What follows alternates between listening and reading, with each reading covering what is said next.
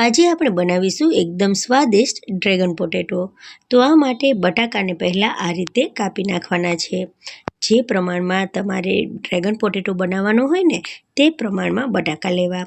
હવે બધા કપાયેલા બટાકાને આપણે ગરમ પાણીમાં નાખીશું અને થોડી વાર તેને બફાવા દેશું। તો અહીંયા બટાકાને જે આપણે કાપીને રાખીએ છીએ તેને બહુ બફાવા દેવાના નથી, ફક્ત જરાક જ આપણે નખ ભરાવીએ તો સેજ તે પોચા થાય તેવા જ તેને બફાવા દેવાના છે। તો અહીંયા બધા બટાકા સરસ મજાના આ રીતે આપણે જે પ્રમાણમાં બાફવાના છે તે બફાઈ ગયા છે અને તેનું પાણી કાઢી નાખીશું અને તેને કાપડ ઉપર આપણે ફેલાવી દઈશું, જેથી તેની ઉપર રહેલું જે પાણી છે તે એકદમ ઉડી જાય અને એ બટાકા છે તે સરસ મજાના કોરા થઈ જાય। તો અહીંયા થોડી વાર મેં પંખા નીચે તેને રાખ્યા હતા, તો એકદમ સરસ મજાના બટાકા છે તે કોરા થઈ ગયા છે। તો આ રીતે આપણે બટાકાને પહેલાં એકદમ કોરા કરી લેવાના છે।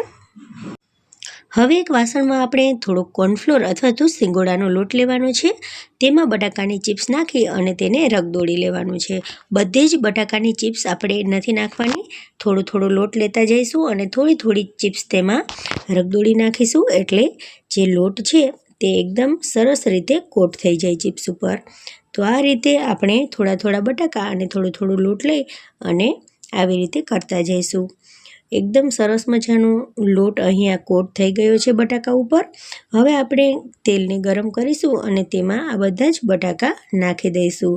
તો આપણે આવી રીતે 3 થી 4 વખત કરીશું, જેથી થોડા થોડા બટાકા છે આ રીતે કોટ કરતા જઈશું અને તેને તળતા જઈશું।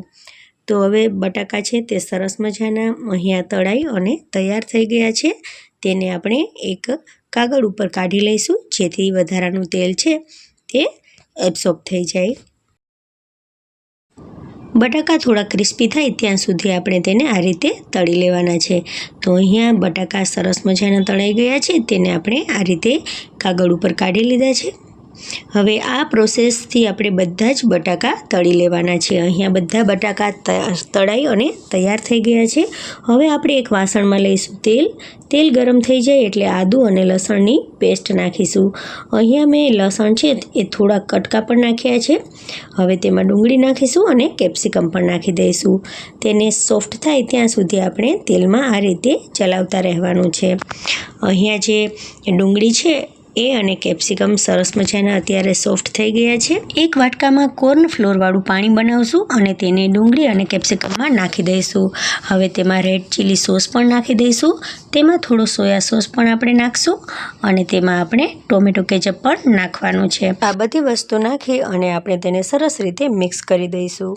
તમારે જો વધારે પડતું તીખાશ જોઈતી હોય તો તેમાં રેડ ચીલી સોસ વધારે નાખવાનું। જેમ જેમ ગ્રેવી ગરમ થશે તેમ તેમ ઘટ થતી જશે, કોર્નફ્લોરથી આ ગ્રેવી ઘટ થશે।